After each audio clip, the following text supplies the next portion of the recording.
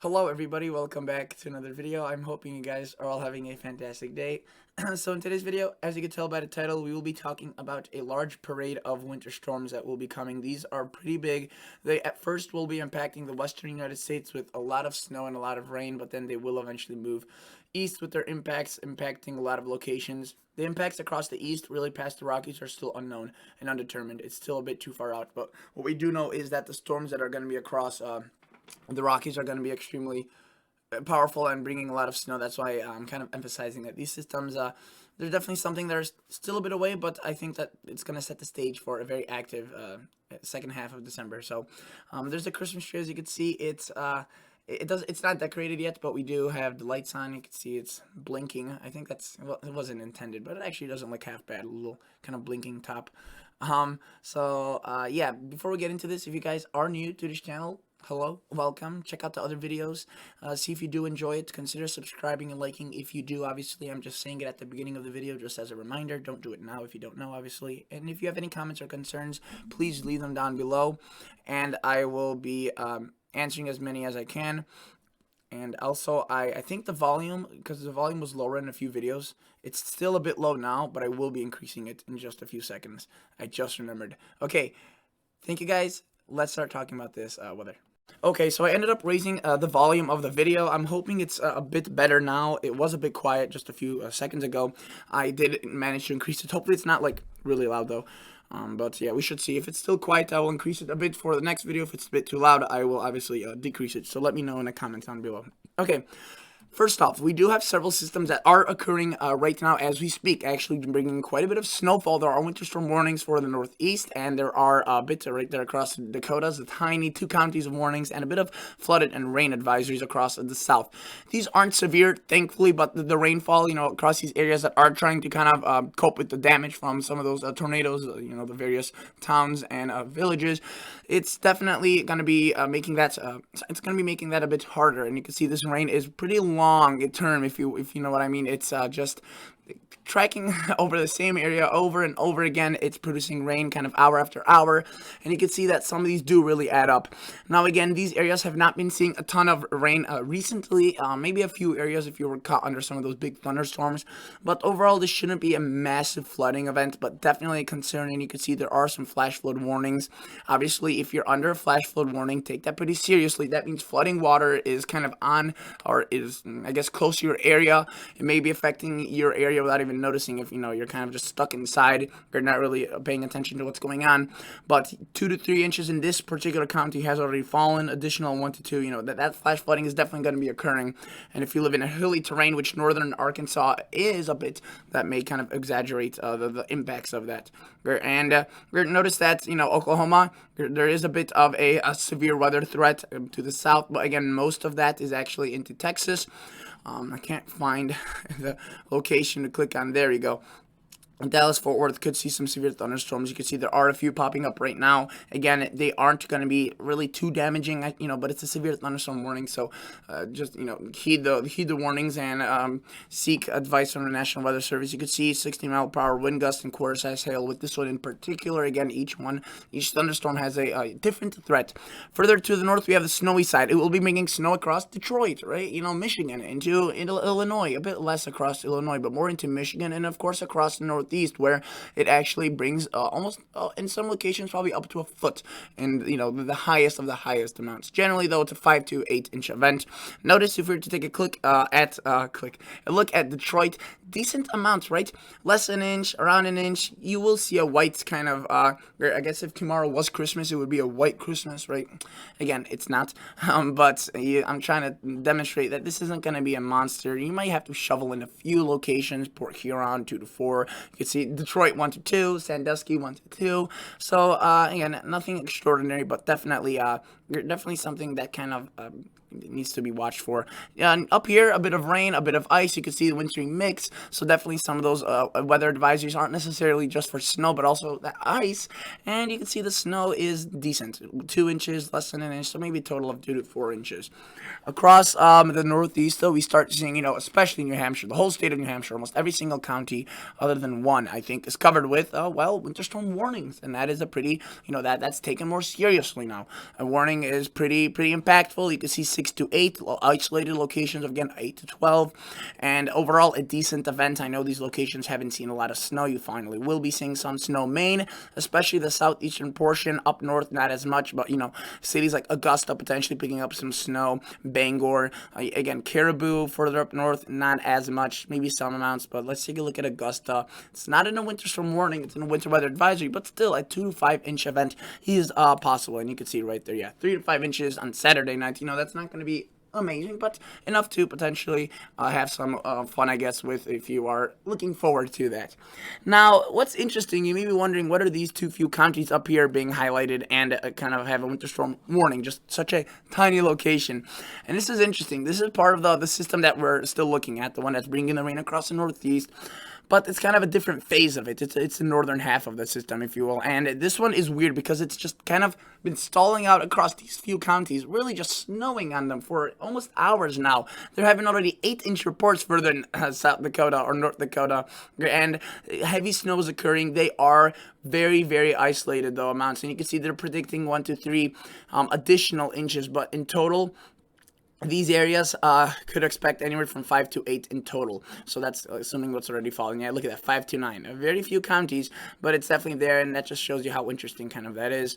And then across the northwest, we do have a bunch of winter storms moving in, which is why I'm going to be making this video about those winter storms. So let me just show you, open up the FE3 model. This is a good one. I think it has a good handling of this first storm at least. So let me play it through. Here's the time frame, 7 a.m. December 17th. So you can see this is a bit out of date, right? It's almost really almost 12 hours old, the data. Still, though, it's relatively good. And again, if you're looking for cities like Detroit, where the rain-snow line is pretty close, this model may not do the best job of it, but it'll show you the general motion of this storm. Again, and notice that it's been snowing across the Dakotas, Minnesota for a while, and that this model is kind of underdoing some of those precip amounts compared to what it actually was. But you can see how isolated and small that is. Notice here we had that rain occurring. It's still occurring as we speak. And let me just jump forward to current time, which is around 7 p.m. Again, you can see that snow starting to transition from that rain into Indiana, Michigan. A bit of that snow from the north across Minnesota spreads into maybe Minneapolis. It kind of drags through the south.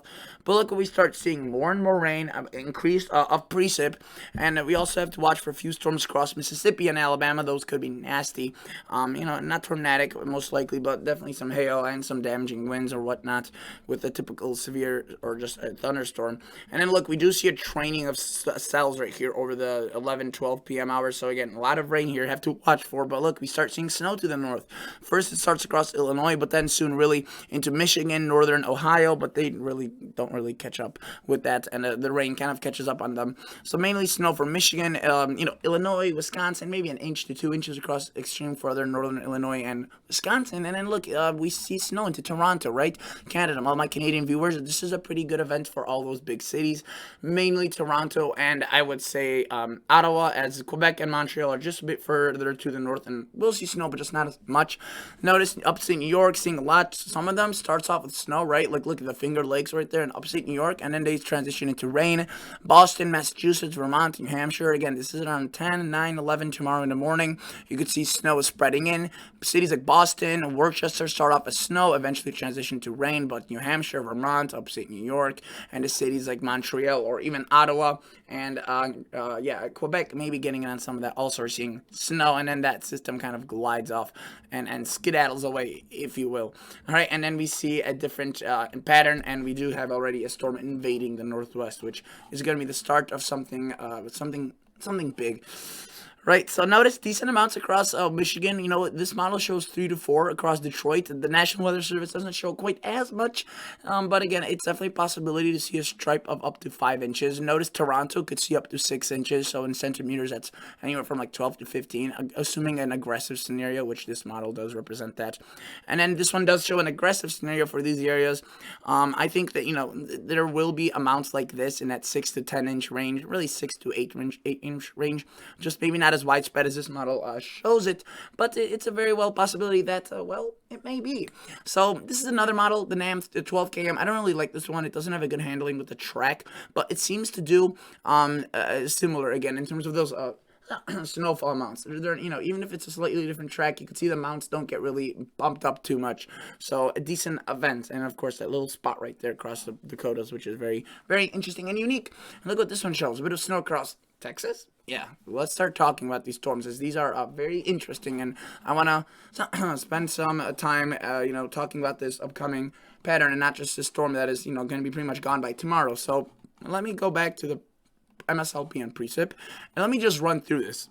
Obviously, we have this system right in a near range. These are hours out in future, 40, but look what happens here across the west into Tuesday and Wednesday. We just start seeing precip, and it's not just a little bit, it's a lot. Storm after storm. Again, anything past the Rockies, the models get crazy with. It's unknown. They're all over the place. But look, just storm after storm after system after system. And you think this is still a lot? Well, look, there's another system goes on to Midwest. This is December 30th. Another system comes in, and then another system comes in. So this is just an absolute, it's a parade of systems. So at least we do know for certain that the West will be absolutely clobbered with this in terms of snowfall and rain. And now, again, which areas in particular, it's still hard to decide, but it looks pretty darn area-wide or region-wide. Look at those amounts. That is very heavy all the way up and along the Sierra into Colorado, Utah, northern Arizona, New Mexico, the Northwest.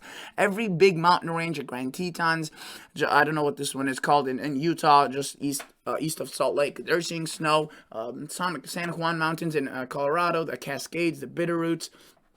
Every mountain range that I could think of is seeing, well, snow, and quite a bit of it. Notice across the east, it's more towards the north, but again, the models are all over the place, so don't take a look at this and being like, oh no, southern Minnesota is going to miss out on this, while northern Minnesota will get snow. It's a good chance that there will be an active pattern with snow in these amount ranges, for a lot of cities, but we'll just have to wait and see whether or not it's for Chicago, Milwaukee, or Des Moines, or Omaha, or Indianapolis. There are models that bring the snow further to the south. It's just a bit uncertain as well. So we'll just have to wait and see. But again, up in Canada, I would say that it's pretty likely you will see snow because of, again, it's Canada. It's not going to be really warm enough in the near coming pattern to produce a lot of rain. It will be falling as snow. And with all this precip streaming in, it doesn't just disappear. It usually produces a system. So now this is 10 days out. So a lot less further out. This is the different model. You could still see it supports a very active pattern and decent snows across southern Canada and the northeast. Again, all the models have been extremely volatile and constantly changing, really not making up their mind about anything other than that, again, that parade of systems making their way into the west, which, by itself is a pretty big story. Look at that. So it starts off slow, boom, once it hits California, next week, Tuesday, Wednesday, it continues into Thursday, into Friday. This is now, Friday, now into Saturday. Look at that, snow after snow. Sunday, the ski resorts are going to be happy. That system right there, the Canadian shows mainly as a rainmaker. We'll have to wait and see if that, pans out. And yeah, just in the next 10 days, this model shows a lot of precipitation. I already showed you it, but let me take a look at just the precip, because I showed you the snow, but this is the precip, and you can see that is a lot of rain, and that is good news. They still need some rain for the mountains. Just at this point, they're already at 100% of their average snowpack. Those mountains, because of those couple of storms we saw, the Sierra Nevada, I should say, those mountains, because not everywhere in the west. But this will just continue adding on, and the models have been all very supportive of this. And I could show you also the European model, which I will in just a second. But let me first show you some other models. The German model, I don't really show this one often, but when I do have the chance, I do. And you can see it goes out to 120 hours, which isn't far out at all. It's up through next Wednesday, but it starts showing that active pattern, lots of precip, and in terms of snowfall, that it does get exaggerated by the fact that we get those kind of those large mountains. It pretty much takes a little bit more from the clouds than a flat terrain would. The mountains kind of, I think it's called like the updraft effect. I don't know exactly, but it's basically that more moisture is dropped across mountains as the moisture is, it kind of gets interrupted, the flow, because of how tall the mountains are, and it squeezes out extra precip across the mountains. And you can see the snow is pretty big already just through next week Wednesday, another several inches, if not even a few feet already. And again, in the long term, models like the GFS, well, if I could zoom in on the southwest, not this region, southwest, There may be something for the southeast. We'll have to see. This is an active, very crazy pattern. I don't really want to make assumptions, but this is definitely a certainty. I mean, look at some of those amounts in hundreds, you could say, and you'd be technically correct for some of these areas. 157 inches, and then the bigger mountains across the west, they a bit less because a lot of it first gets dumped across the Sierra. But Nevada picks up decent snow. Utah, Colorado. Look at those amounts. That's definitely over, really off the charts as well. 50, 60 inches potentially. The ski resorts are going to be content, to say the least. So that is very, very good news for this. Now, again, you can see it's mainly for the Northwest right now because it's only going to start impacting the West on Tuesday. And then once, obviously they make it way into Tuesday, Wednesday, Thursday, we could see some of that starting to impact, well, the East Coast. Not the East Coast, sorry. Anywhere east of the Rockies. Again, whether or not it's going to be a rainstorm or a snowstorm. And let me show you what the GFS noon model run today, so just a few hours ago, what it showed across the Midwest. 384-hour outlook. Look at all of that snow. Now, again, this isn't too far out, so for this isn't too far to the south. So for the southern locations, this may not seem like a good forecast, but at least we do have the northern half of the United States seeing the snow. And again, this is still far out, so probably will change. And in fact, it did with the newest model run. It's a lot different, right? But look at this one. Boom. The Northeast saw decent amounts, right? Indiana, Ohio, Michigan, Illinois, Wisconsin, Minnesota, Iowa, especially northern half. Bit of Nebraska, again, mainly South Dakota, North Dakota, southern Canada. That's good. A lot of these locations haven't seen snow across the north, let alone the south. The southern folks are like, when will we see snow? And there's some areas in Wisconsin that still haven't seen snow, which is almost a record. And you could see the models, every single model run you look at have been very supportive of an active pattern. This was the one today in the morning. You could see showed a bit of snow towards the south. Now, they jump around quite a bit, so we'll have to wait and see, guys. Canadian, if you're to take a look at the Canadian last night, it was different. Showed more snow across Iowa, a bit further towards the south, and now it really doesn't. Let me show you this European model now. Okay, so let me start showing you this European model right now, and newsbreaker or newsflash, just or spoiler alert. The European also supports the same theme that the other models that I just showed you were representing, which means an active, very active, and stormy pattern for a lot of the United States. There's our first storm, which is gonna, I talked about at the beginning of the video. It's gonna be impacting, right, occurring the Northeast, whatever that goes by. I focused on it already. I want to show you the long range pattern with this model. And look, there we have that system already impacting the Northwest this weekend. By the time Monday and Tuesday roll around, we do see precip across the Southwest, and it does get pretty intense. And the European just bombards the West, especially the California area, until later on in the week where some of that precip starts spreading further towards the east. And boom, one after the other. Where again, little systems start breaking out. Each model handles them very differently. So we'll have to see, whether or not it's a clipper, more reserved to the north, or a full-blown system. It's very far out and very hard to predict at this point. But look, the West just continues seeing precip events one after the other, and of course, the European just through 10 days, so 5 days less than what the GFS was showing. Which, if you recall, the GFS showed a very active pattern. The European is probably even more active. I mean, just through 10 days, it shows up to 15, well over the double-digit criteria for the West, the Sierra. Decent amounts for Colorado. You see Utah, nothing extraordinary there, but I think as a pattern continues, we will start seeing more and more of that spread into these areas. But California, my goodness, you might get just knock down a good chunk of that drought out of your concern area, because I mean this year already has been very good for you. And here is the GFS just to show you. I showed you on another website, but look at some of those amounts. 30 inches worth of precip according to the noon model run, which again, there has been an evening one, but they really do show very similar themes. And look at some of these amounts. 300 inches. Now, obviously, this is the weather model, but I want to show you that these aren't baby amounts. I think that there will be many locations that get into the hundreds, maybe not 300, because that would be, that would bury a lot of pretty much homes. But, and you can see it also supports decent snows for Colorado, right to the Yellowstone area, even northern Arizona. So this is good news, and you can see further east as well. So let's go back to the European now, because I wanted to show you this. Again, the European, not as much snow for the east area, but a lot for the west. Again, this is just 10 days out, not as much as a GFS.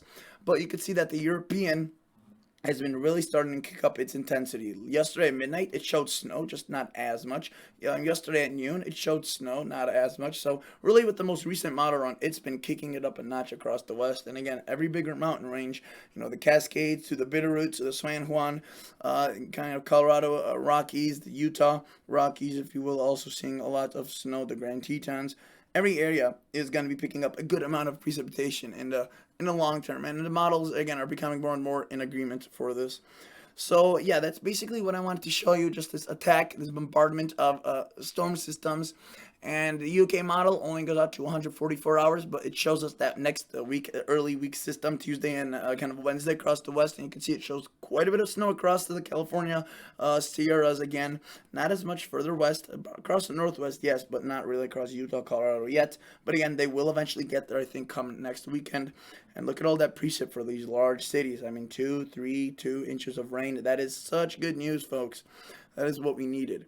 All right, so again, stay safe, guys. There's, even if I'm talking about this long range pattern, there's a lot of shorter term little things we have to watch for. Again, one being this tonight's little storm, where the snow will fall, where the rain will fall. So the weather is active and always will be. But let's just time this out hour by hour. I was about to end the video, but I just want to quickly show you this. So 6 p.m. tonight. This is really, again, up to date. This is the freshest data you can get. And look, there's a track of the storm. You can see shows snow across Illinois before even right around midnight. Not much snow anywhere else, but it starts developing a lot of precip. This cold front goes really berserk. And look, boom, a lot of rain. That rain eventually does convert into snow, and cities like Toronto end up seeing snow by around 7, 8 a.m. in the morning. So take away an hour because this is Central Standard Time. Toronto's an Eastern Time zone, so that would be around 6 a.m. when you're waking up or still sleeping in on a Saturday. You'll be dealing with snow, really, and upstate New York as well, Detroit, maybe a bit of lake effect off Lake Michigan as well for some of the Wisconsin and Illinois areas, and more rain across more of Texas now into Louisiana. These areas have been rather dry, so this is actually the good news, especially since this won't be torrential flooding or whatnot, a decent rain soaker. And of course, a system moving in onto the northwest across the Idaho Panhandle, Washington, and Montana. All right, guys, thank you so much for watching, and I will catch you all on the next episode. See ya.